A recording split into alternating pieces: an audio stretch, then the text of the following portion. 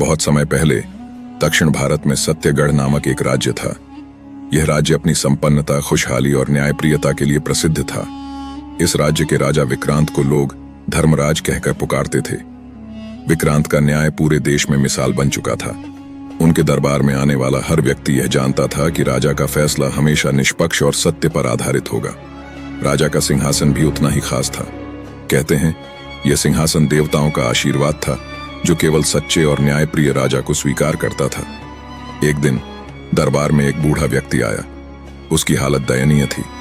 फटे कपड़े, कांपते हाथ और आंखों में गहरा दर्द। उसने राजा से कहा, महाराज, मेरा बेटा मुझे घर से निकाल चुका है। उसने मेरी जमीन पर कब्जा कर लिया है। मैं न्याय चाहता हूं।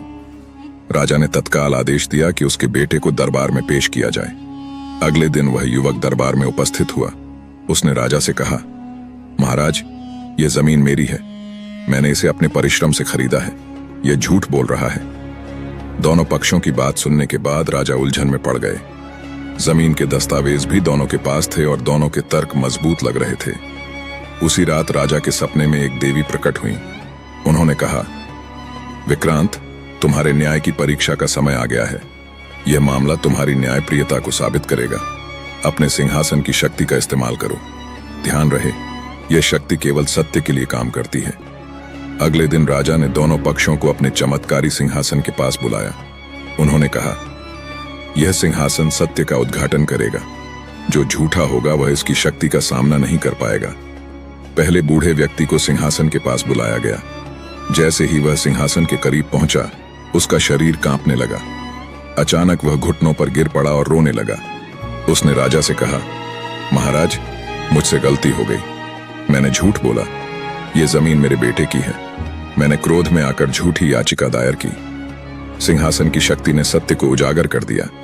राजा ने बूढ़े व्यक्ति को समझाया, झूठ से न्याय की प्राप्ति कभी नहीं हो सकती। तुम्हें अपने बेटे के प्रति अन्याय नहीं करना चाहिए था।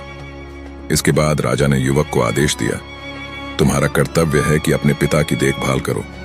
किसी भी संतान का सबसे बड़ा धर्म अपने माता पिता की सेवा करना है। युवक ने राजा से वादा किया कि वह अपने पिता को घर वापस ले जाएगा और उनकी सेवा करेगा। इस घटना के बाद राजा विक्रांत का न्याय और अधिक प्रसिद्ध हो गया। उनके सिंहासन की शक्ति और राजा की सत्यनिष्ठा ने सत्यगढ़ को एक आदर्श राज्य बना दिया।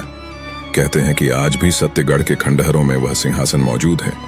लोग मानते हैं कि अगर कोई सच्चाई की तलाश में है तो उसकी आत्मा वहां शांति पाती है।